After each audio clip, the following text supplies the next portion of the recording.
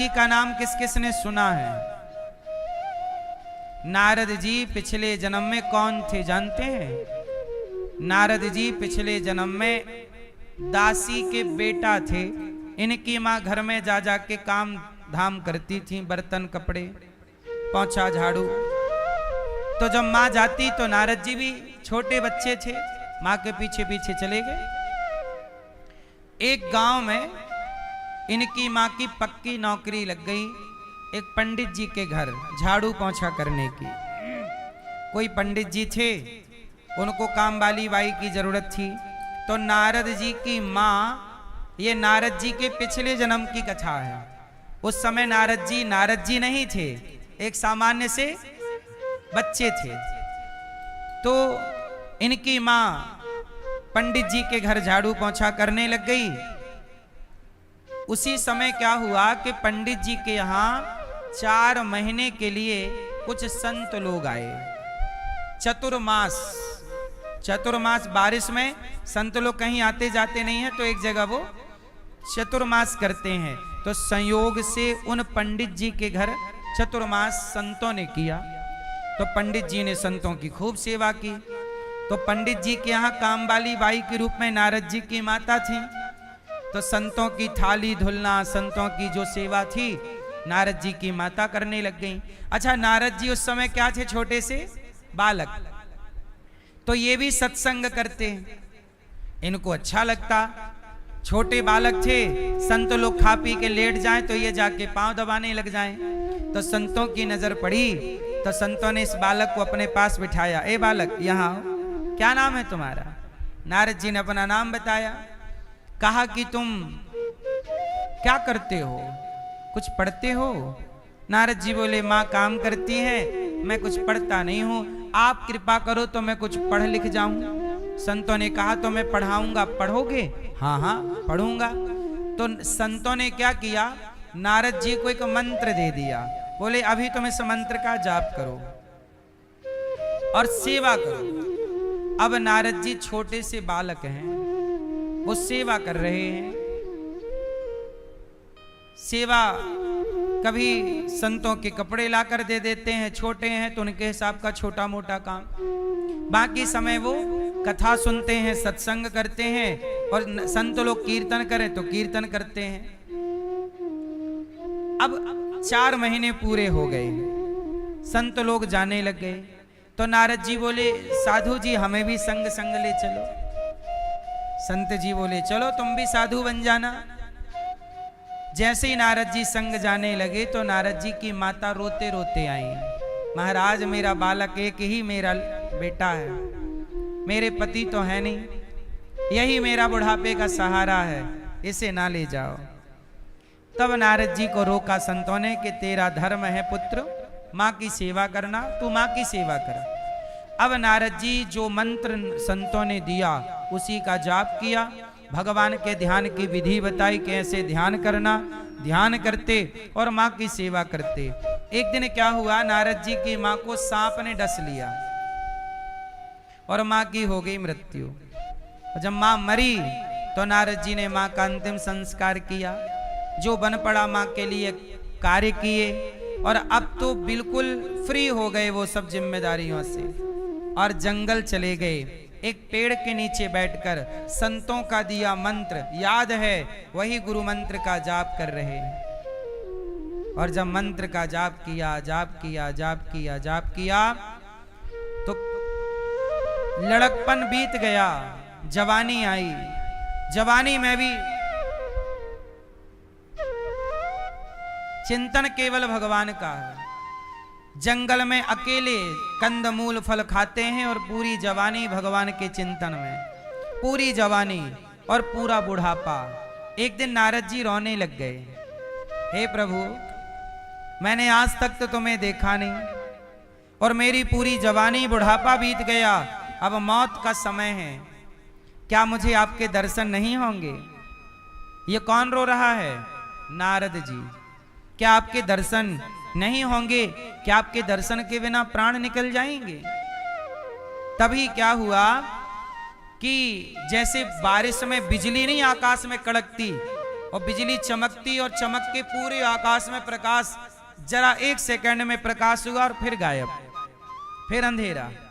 हाँ या ना?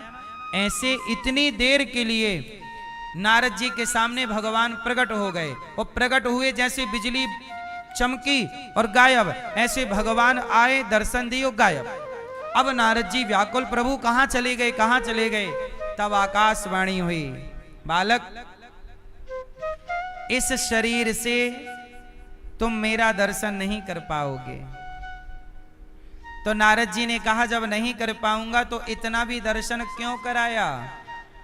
भगवान ने कहा, दर्शन नहीं कराते तो आपको ये लगता कि मैंने जिनकी तपस्या की पता नहीं वो मिलेंगे कि नहीं। मैं हूं, मिलूंगा, पर मेरा प्रत्यक्ष दर्शन करने की ताकत अभी आपके अंदर है नहीं। आपको अगला जीवन जो मिलेगा वो मेरी शरणागति आपको तब मिलेगी। तब नारद जी ने अपना वो शरीर छोड़ा, और जब नारद जी का अगला जन्म हुआ तो ये ब्रह्मा जी के पुत्र बनकर प्रकट हुए, जिन्हें आज सारा संसार देवर्षि नारद जी कहते हैं। ये नारद जी पिछले जन्म में दासी के बेटा है। एक बात आपसे ये समझानी है आपको कि मैं दासी का पुत्र ही हूं, गरीब हूं। इसका मतलब ये नहीं कि भगवान नहीं मिलेंगे। भगवान अमीरी गरीबी देख कर नहीं, आपकी तपस्या, आपका त्याग, आपकी भक्ति देखकर, यदि आपकी तपस्या भक्ति है तो भगवान नारद जी को कैसे मिले? सदा के लिए मिल गए। आज भी नारद जी भगवान के जब चाहें दर्शन करें, जहां चाहें जाएं, उनके लिए कोई भी दरवाजा बंद। तो ये नारद जी की कथा है। ये कथा हमें ये समझाती है कि भगवान प्रेम चाहते हैं, तपस्या। इसलिए कहता हूं थोड़ा सा आपका जीवन तपोमय होना चाहिए। थोड़ा आप भी तपस्वी बनो, थोड़ा सर्दी सहो, गर्मी सहो, थोड़ा सी संसार के कष्ट सहो। आप लोग थोड़े थोड़े कष्ट में व्याकुल हो जाते हैं। जरा सा कष्ट आया रोने लग जाते हैं, थोड़ी सी तकलीफ आई परेशान हो जाते हैं। राम के जीवन में इतना कष्ट आया, माता सीता के जीवन में माता सीता इतनी कोमल हैं, इतनी सुकुमार हैं, लेकिन जंगल में कुल्हाड़ी लेकर लकड़ी काटना पड़ा, लवकुश को जंगल में पालना पड़ा। कल कौन सा समय आ जाए किसका कौन जानता है। इसलिए थोड़ा अपने को मजबूत बनाइए, हर परिस्थिति में आप रह सकें, परिस्थिति आपको परेशान ना करें। आदि मत बनिए किसी चीज के। कल भी हमने आपको ये बात समझाई थी। इसलिए मेरी माँ, आप लोग परेशान हो जाते हैं, थोड़ा सा दुख आया परेशान, थोड़ा सा कर्जा हुआ परेशान, थोड़ी दुकान नहीं चल रही है, पैसे नहीं आ रहे हैं परेशान। अरे थोड़ा धैर्य रखिए, समय सदा एक सा नहीं रहता। आज बुरा समय है तो कल अच्छा आएगा, और आज अच्छा है तो कल बुरा आएगा। सदा अच्छा ही ना रहेगा और सदा बुरा ही ना रहेगा। समय, अब देखो ना, अभी इस मौसम के पहले आप लोग स्वेटर पहने घूम रहे थे, मोटे मोटे ऊनी कपड़े पहने थे कि नहीं आप लोग? अभी कुछ महीने पहले जनवरी फरवरी में, जनवरी दिसंबर जनवरी फरवरी में आपने क्या पहना था? मोटे मोटे कपड़े, ऊनी कपड़े, कंबल ओढ़ के सो रहे थे। बोलो हाँ। और अब गर्मी आ गई, सारे ऊनी कपड़े अंदर हो गए, पतले पतले कपड़े बाहर आ गए। समय एक सा है? समय कभी सर्दी का है, समय कभी गर्मी का है, समय कभी बारिश का है। समय बदल रहा है कि नहीं? ऐसे ही समय कभी एक सा नहीं रहता। आज अच्छा समय है, कल बुरा भी आ सकता है। आज आप हंस रहे हैं, कल रोना भी होगा। आज मिलना है, कल बिछड़ना भी होगा। तो समय बनता और बिगड़ता रहता है, कौन सा समय आ जाए। इसलिए कहता हूं, हर समय के लिए मजबूत रहिए, कमजोर ना बनिए, हारिए मत। जिंदगी का दूसरा नाम जंग है। जिंदगी किसी लड़ाई से कम नहीं है ना। इसलिए कभी हारो मत, हिम्मत ना हारो। नारद जी दासी पुत्र से ब्रह्मा के पुत्र बने, ये किसके बल पर? तप के बल पर। इसलिए आप भी थोड़ी तपस्वी, त्यागी, भगवान के भक्त होकर के कार्य। वेद व्यासी ने महाभारत के युद्ध से भागवत जी की शुरुआत की। भागवत जी में महाभारत की भी कथा है। महाभारत आप लोग जानते हो? महाभारत मैया नींद आ रही है। महाभारत में दो पक्ष हैं, पांडव और कौरवों के पास शक्ति ज्यादा है, पांडवों के पास कृपा ज्यादा है। पूरा महाभारत हो गया। अच्छा, महाभारत में जब श्री कृष्ण, दुर्योधन चाहता था कि कृष्ण मेरे साथ रहें और अर्जुन चाहते थे कि कृष्ण मेरे साथ रहें, तब भगवान कृष्ण ने एक तरफ अपनी सेना खड़ी कर दी और एक तरफ निहत्थे स्वयं खड़े हो गए। बोले कि मैं पांडवों से, अर्जुन से कहा, दुर्योधन से कहा कि मैं किसी भी पक्ष में रहूंगा, लड़ूंगा नहीं, किसी भी तरफ रहूंगा, मैं अस्त्र शस्त्र नहीं उठाऊंगा। एक तरफ मेरी सेना है, चाहो तो सेना ले लो, चाहे तो निहत्थे कृष्ण को ले लो। बोल अर्जुन, क्या लेगा? अर्जुन बोले कि प्रभु मैं आपको चाहता हूं। दुर्योधन बड़ा खुश हुआ, अरे अर्जुन तो बड़ा है ना, देखो बेवकूफ बन गया,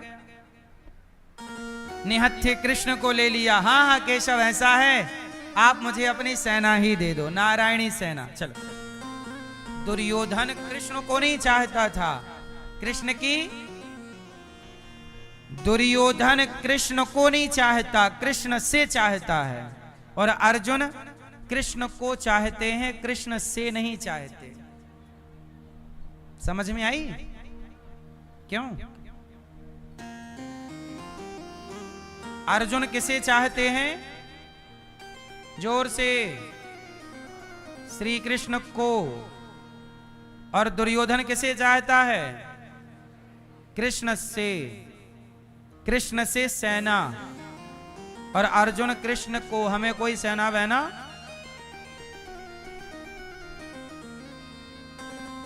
अब कृष्ण हो गए। अब कृष्ण ने अर्जुन से कहा, अर्जुन क्या जरूरत थी मुझे मांगने की? तुम मेरी सेना मांग लेते, फायदे में रहते। क्या जरूरत थी मुझे मांगने की?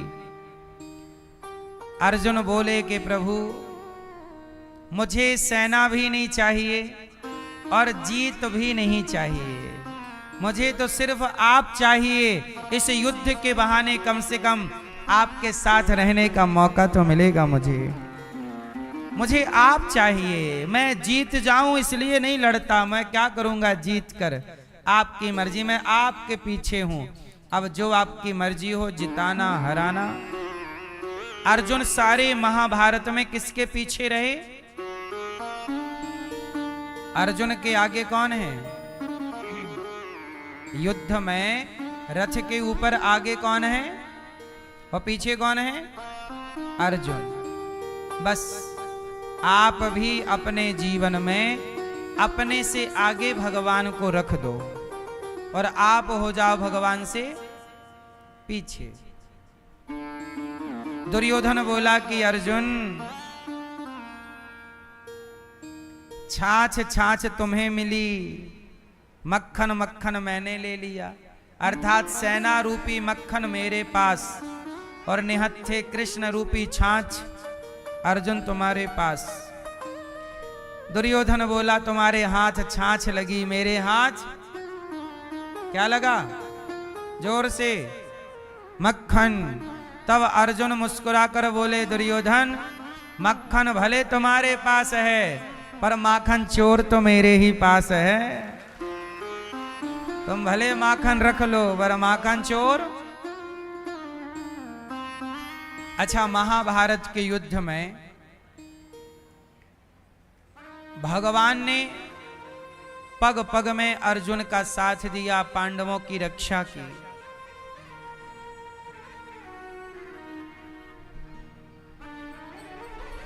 हम लोगों को भी कई बार लगता है कि ये युद्ध हम लड़ रहे हैं, ये हम जीतेंगे, हम ये करेंगे, वो करेंगे। पर बहुत ठंडे दिमाग से जब आप सोचो, जब पूरा महाभारत हो गया ना मेरी माँ, तब भगवान कृष्ण अर्जुन से बोले कि अर्जुन अपना रथ छोड़कर यहां आ जाओ मेरे पास।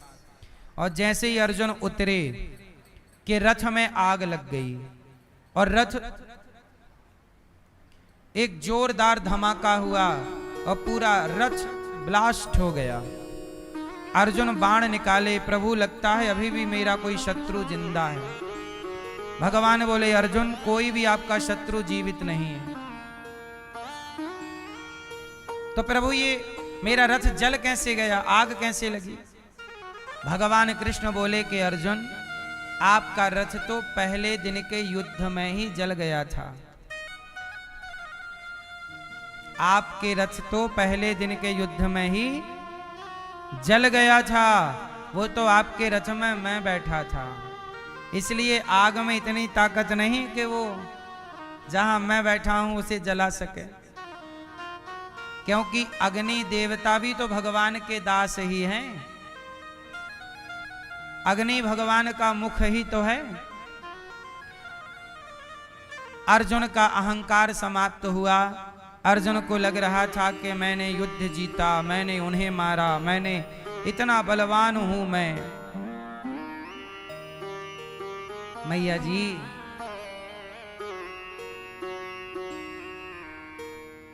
अर्जुन को आज समझ में आया कि पूरे महाभारत के विजेता भगवान कृष्ण हैं। अच्छा, भगवान ने एक भी बाण नहीं चलाया, पर लड़े वही।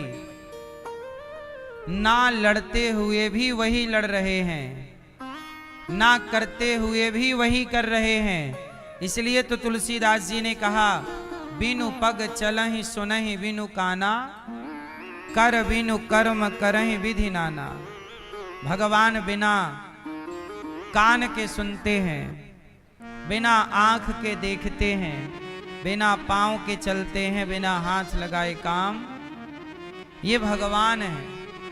आप लोग कई बार ये मान बैठते हो कि मैं कर रही हूं, मैंने किया, आपने किया।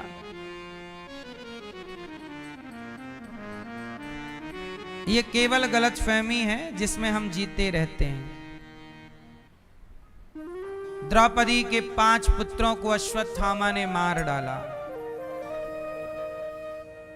गुरु द्रोणाचार्य ने महाभारत में प्रतिज्ञा कर ली कि कल के युद्ध में मैं पांडवों को मार दूंगा। पांडवों को मारने की प्रतिज्ञा किसने कर ली थी? भीष्म पितामह ने। भीष्म पितामह बोले कल के युद्ध में मैं पांडवों को मार डालूंगा। जब द्रौपदी को पता लगा कि पितामह ने मेरे पतियों को मारने की प्रतिज्ञा कर ली, तब द्रौपदी दौड़ करके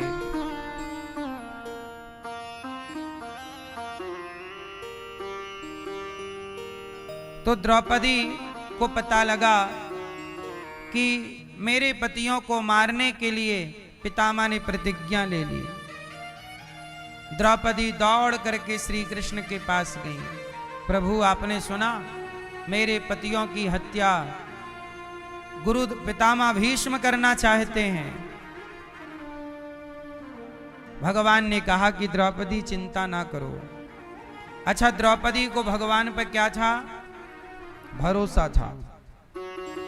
हमारी लाली देवी शर्मा जी, राम स्वरूप शर्मा जी, जालिया ब्यावर अजमेर राजस्थान से हैं। आज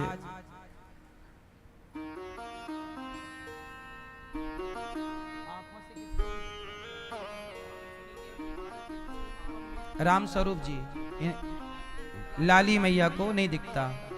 लाली मैया हैं, घर पे बैठी हैं, अभी कथा सुन रही हैं, उनको दिखता नहीं है, पर उन्होंने अपने बच्चों से यहाँ वृद्ध माओं के भोजन के लिए, संतों की सेवा के लिए मैया ने 45,000 रुपये भिजवाए हैं कि जाओ बेटा गौरी गोपाल में वृद्ध माओं को भोजन करा के आओ।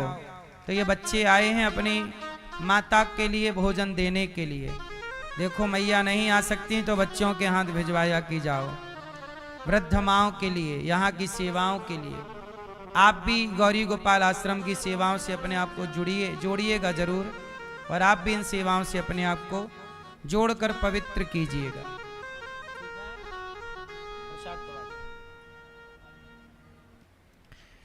द्रौपदी को पता चला कि पितामह मेरे पतियों को मारने का संकल्प ले चुके हैं। द्रौपदी दौड़कर कृष्ण के चरणों में गिर पड़ी। केशव, भगवान ने कहा द्रौपदी क्या हुआ? द्रौपदी जी बोली कि प्रभु मेरे पति संकट में हैं। क्या हुआ? भीष्म पितामह मेरे पतियों को मारने के लिए प्रतिज्ञा कर चुके हैं।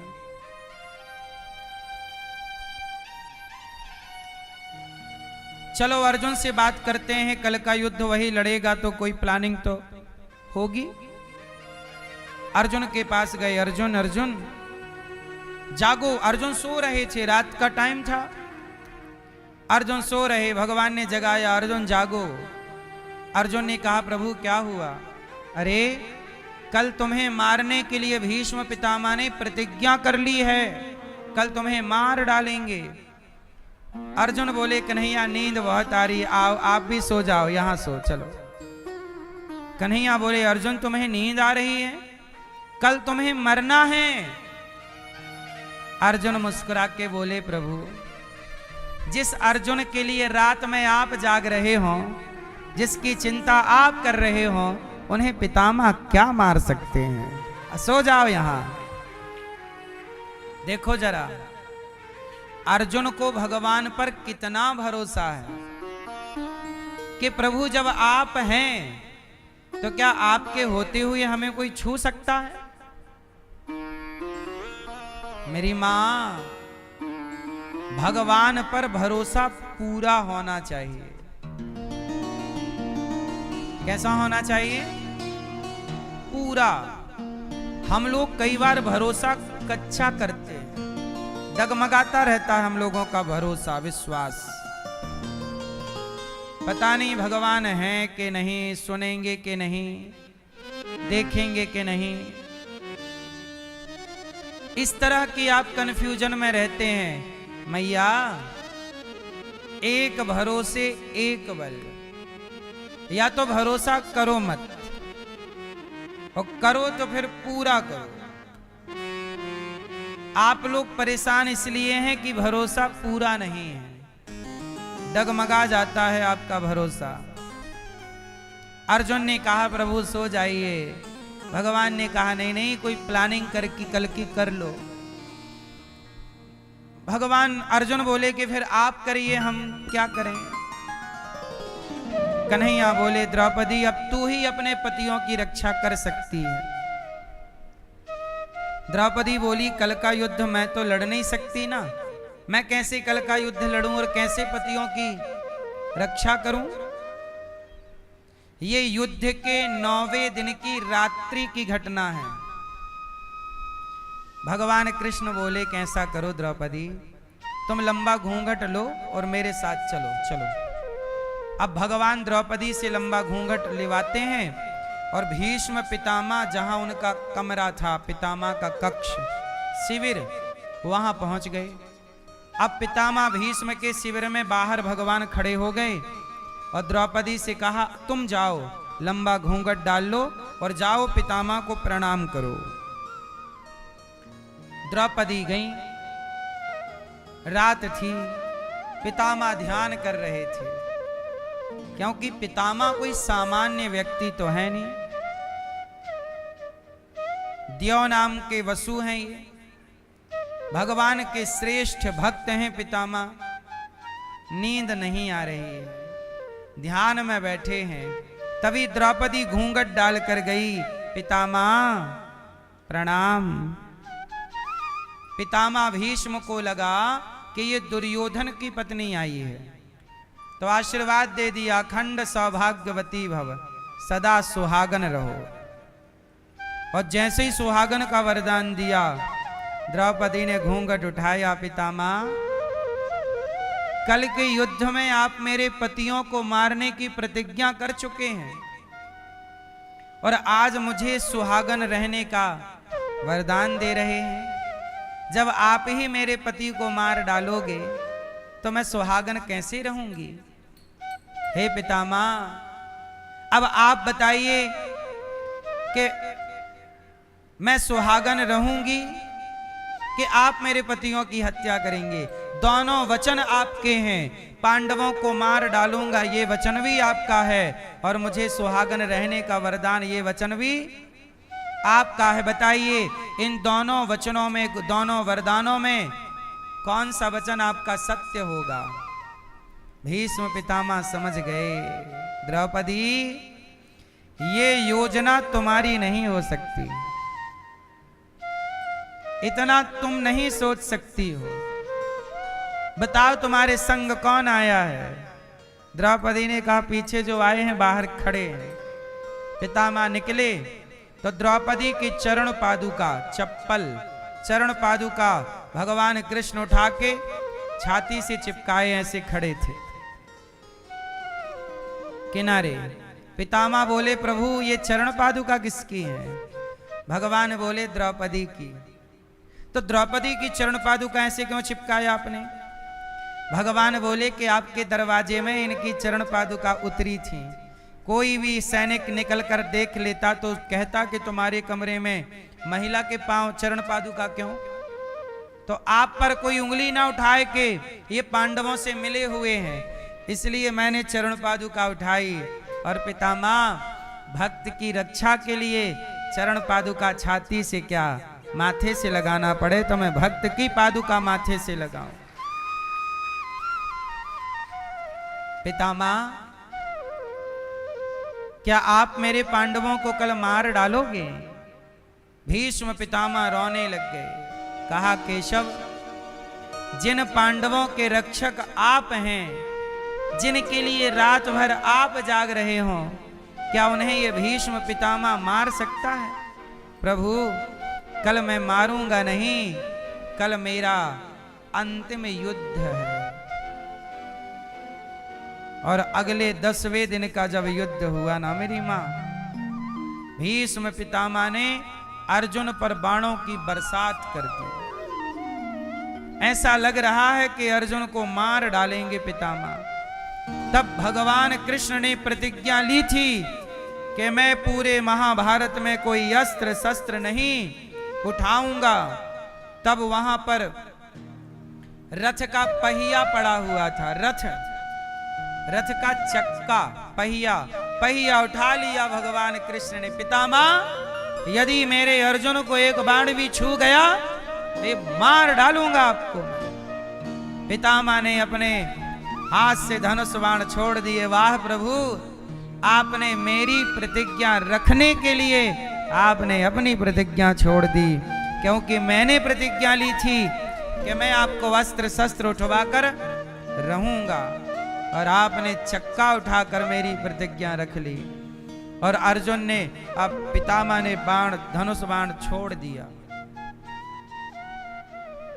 भगवान ने अर्जुन से कहा, बाण मारो। और पितामह के शरीर पर जो बाण मारे गए, आर पार होते चले गए। सैकड़ों बार बाण मारे और पितामह रथ से गिर गए। और बाणों के चुभने से जब वो जमीन पर गिरे तो बाणों की सैया पर लेट गए। पितामह भीष्म, मैया, भीष्म पितामह को कोई मार नहीं सकता था। इच्छा मृत्यु का वरदान है इनको। ऐसे बलवान पितामह जिन्हें कोई नहीं मार सकता, लेकिन भगवान किसके संग हैं? अर्जुन के। इसलिए अर्जुन का बाल भी बांका ना कर पाया कोई, क्योंकि साथ कौन है? भगवान।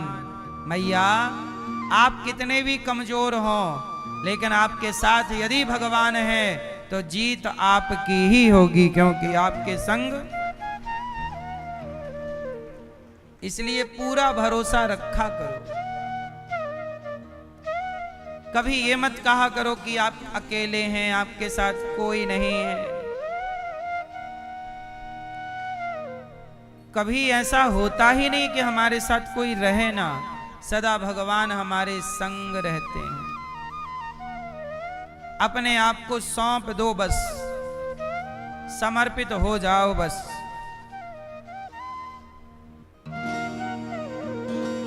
समर्पण कर दीजिए बस। महाभारत के युद्ध में पांडवों की जीत हुई, 100 के 100 कौरव मारे गए। पर गुरु द्रोणाचार्य के जो बेटे थे ना, अश्वत्थामा द्रौपदी के 5 पुत्रों की हत्या करने में सफल हो गया। 5 बेटे मार डाले द्रौपदी के। द्रौपदी दौड़ी दौड़ी कृष्ण के पास गई, हे श्याम सुंदर, हे केशव, मेरे 5 पुत्रों की हत्या अश्वत्थामा ने कर दी। भगवान कृष्ण बोले, द्रौपदी, इन 5 बच्चों की आयु इतनी ही थी।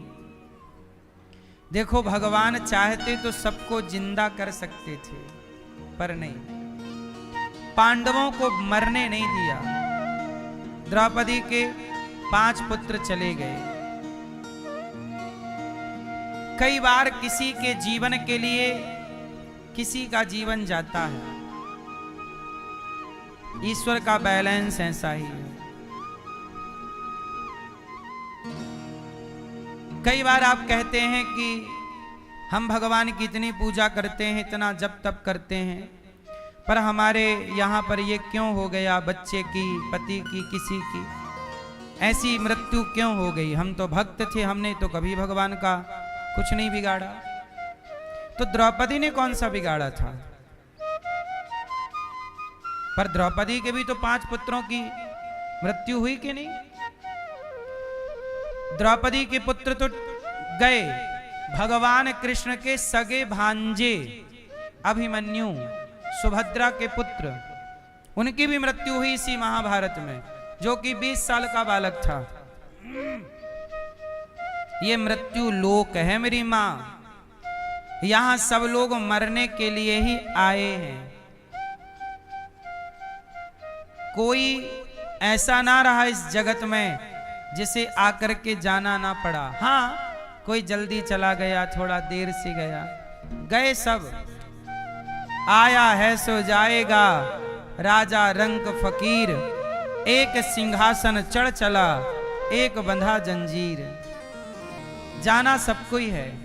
इसलिए कहता हूं, इस संसार में आए हो, ज्यादा यहां के हो के ना रह जाना। यहां के लोगों से प्यार ना कर लेना, लगाव ना लगाना, दिल ना लगाना। यहां के लोग अपने नहीं, यहां के लोग अपने तो केवल भगवान हैं। यहां हम आए हैं और यहां से हम भी अपना काम पूरा करके चले जाएंगे। एक तारीख आएगी जो आपके फोटो पे अंकित हो जाएगी, लिख जाएगी। एक आपकी जन्म की तारीख रहेगी पहली, और जब आप मरोगे तो आपकी फोटो में इस तारीख को, जन्म की, यहां जन्म की तारीख, यहां मृत्यु की, ये 2 तारीख आपकी भी। एक बात बताएं, मरने की तारीख तो है कि नहीं? बस आपको पता नहीं है। जन्म की तारीख और मृत्यु की तारीख, फोटो रह जाएगी, लोग आएंगे। इसलिए कहता हूं मेरी मां, यदि तुम यहां के थे तो यहां से चले क्यों गए? इसका मतलब आप यहां के नहीं थे। मैया, आप कहां से आई हो? हैं? कहां से? इंदौर से। आप इंदौर की हो? मैया, आप कहां की हो? राजापुर, बिलासपुर। आप मैया हैं? हाँ, कथा नहीं सुन रही हो मेरी माँ? कह रही हो हम इंदौर से आई हैं, कह रही हैं मैया हम बिलासपुर से आई हैं। अरे मैया तुम इंदौर की कब से हो गई, तुम यहां की नहीं हो, तुम वहां की हो। झूठा पता ना दो। इंदौर में तुम हमें मिलो ना मिलो, वहां जरूर मिलोगी। बोलो हाँ कि ना। तो हम कहां के हैं? हम सब यहां के नहीं हैं, हम सब वहां के हैं। और यहां रहोगी थोड़े समय, यहां से चलो वहीं चलना है। इसलिए यहां वालों से ज्यादा मोहब्बत ना करना। धृतराष्ट्र चले गए। दुर्योधन क्या बोल रहा था? सुई की नोक बराबर जमीन नहीं दूंगा पांडवों को, यही ना बोल रहा था? सुई की नोक बराबर भी जमीन नहीं दूंगा। अब मर गया दुर्योधन तो ले गया होगा सुई की नोक बराबर। ले गया दुर्योधन, ले गया? ले खुद नहीं गया रत्ती भर, वो बातें कर रहा है सुई की नोक बराबर नहीं दूंगा। जिस जमीन के लिए महाभारत हुआ, आज भी वो जमीन जहां की तहां है। ना जीतने वाले रहे ना हारने वाले रहे, जमीन जहां की तहां। आप लोग पता नहीं किस बात की लड़ाइयां करते हैं। लड़ लड़ के आप मर जाते हैं। जिसके लिए लड़े वो जहां की तहां। सच बताओ, महाभारत जिस जमीन के लिए हुआ था, हस्तिनापुर के लिए, वो हस्तिनापुर आज भी वही है। आज जिसे आप मेरठ कहते हैं ना, दिल्ली से सटा हुआ, हरिद्वार जाने में पड़ता है मेरठ, वह मेरठ पिछले उस टाइम का हस्तिनापुर वही है जिसे आप मेरठ कहते हैं। फिर आज वहां घोचू लाल का घर बना हुआ है, जिस पर कह रहे थे कौरव के ये हमारा। मैं नहीं दूंगा सुई की नोक बराबर। अब तू नहीं देगा तो मत दे, तू तो गया। घोचू लाल ने घर बना लिया वहां।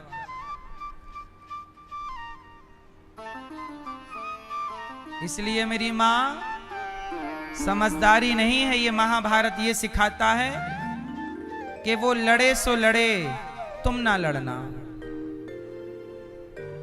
महाभारत पढ़कर भी, सुनकर भी, समझकर भी यदि आप लड़ते ही रहे तो फिर आपने कुछ जाना नहीं। सही है ना भैया? इसलिए भाई भाई, पूरा महाभारत किसका है? भाई भाई की लड़ाई है। महाभारत में किसकी लड़ाई हुई? भाई। किसके लिए हुई? जमीन के बंटवारे के लिए। मुझे 5 गांव दे दो। पांडवों ने क्या मांगा? मुझे जोर से 5 गांव दे। दुर्योधन क्या बोला? सुई की नोक बराबर। ले भैया ले जा, अब जा। 5 गांव दे देता तो झगड़ा खत्म। नहीं, आदमी को लालच जब चढ़ता है ना खोपड़ी में, सब खा जाना चाहता है। भाई का भी मैं ही खा लूं, इसका भी मैं। दूसरे का हक ना खाया करो। आजकल आदमी इतना बेईमान हो गया है, राम मंदिर का चढ़ावा खा गए, दान पेटी का पैसा खा गए। अब ये मरेंगे तो राम जी उल्टा लटका के मिर्ची का धुआं देंगे कि नहीं? कि गधो, हमारा तो छोड़ देते।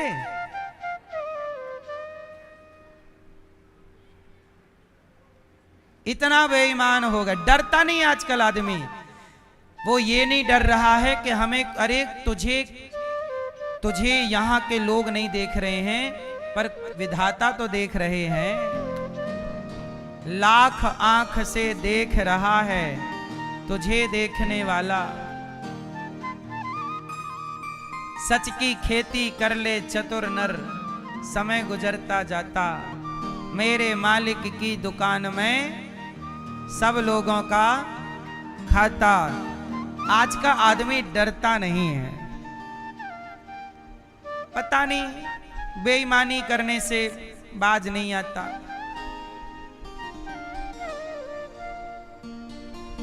सुनो, दो दोस्त थे, दोनों की सरकारी नौकरी थी, दोनों अच्छे पोस्ट पर थे, दोनों एक साथ रहते थे, पर दोनों दोस्तों में एक बहुत ईमानदार था। सरकारी नौकरी थी, ईमानदारी से काम करता, 1 रुपए की घूस नहीं, 1 रुपए का हेर फेर भ्रष्टाचार, ईमानदारी से।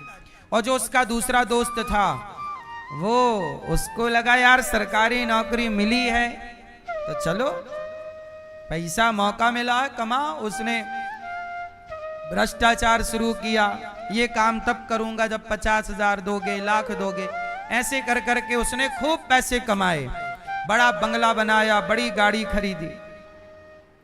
एक दिन वो अपने मित्र से बोला, यार तू भी तो चाहे तो करोड़ों कमा सकता है, तू बिल्कुल साइकिल से आता जाता है। तो उसके मित्र ने कहा कि मैं साइकिल से इसलिए जाता आता हूं, सरकार मुझे जितना देती तनख्वाह उसी से मेरा गुजारा हो जाता है, दाल रोटी तो चलनी है।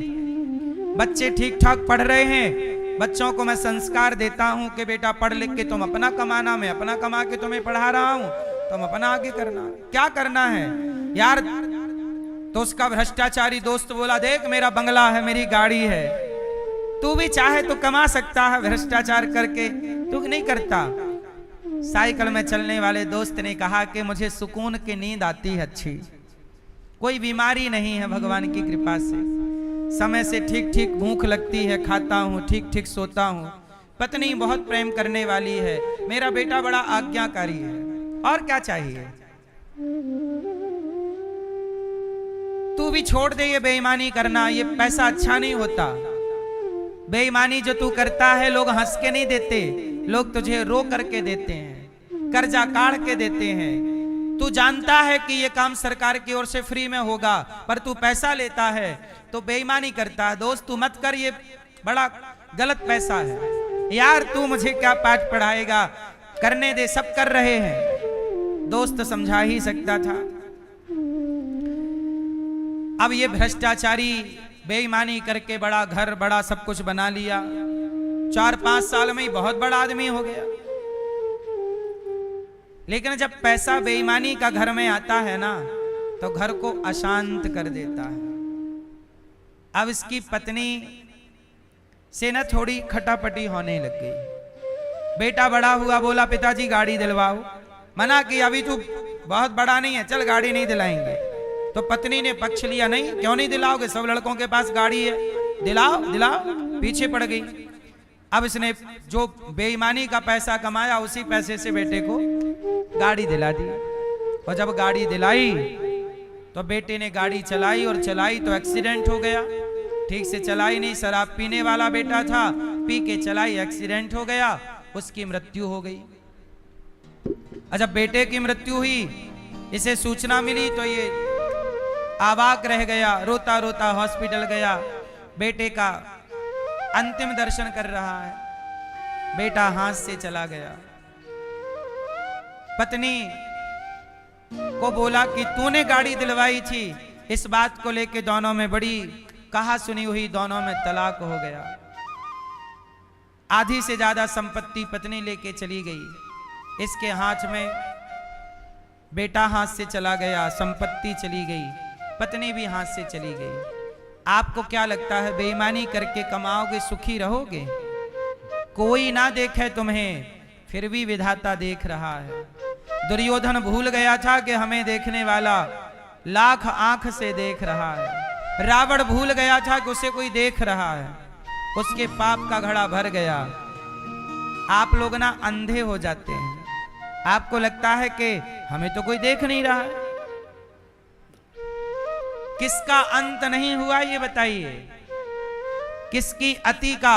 आप सब्र रखिए, बस चुप रहिए।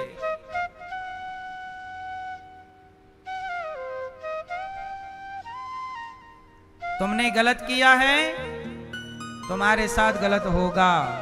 तुमने भाई का धन खाया है, नाश होगा तुम्हारा, लिख लेना कागज में। इसलिए किसी का धन लाख पड़ा है पड़े रहने दो, आप मत छुओ, आप मत उठाओ। कई बार लोग कहते हैं गुरुजी हमें सड़क में पड़ा हुआ पैसा पड़ा है, हम क्या करें? अरे पड़ा है पड़े रहने दो, अपना रास्ता चलो। लाख पड़ा है पड़े रहने दो, आप चलो, मत देखो किसी की ओर। पराया धन पड़ा है, वो धन नहीं, उसे माटी कहो, माटी, वो मिट्टी है। क्या है वो? जोर से देखो ही मत।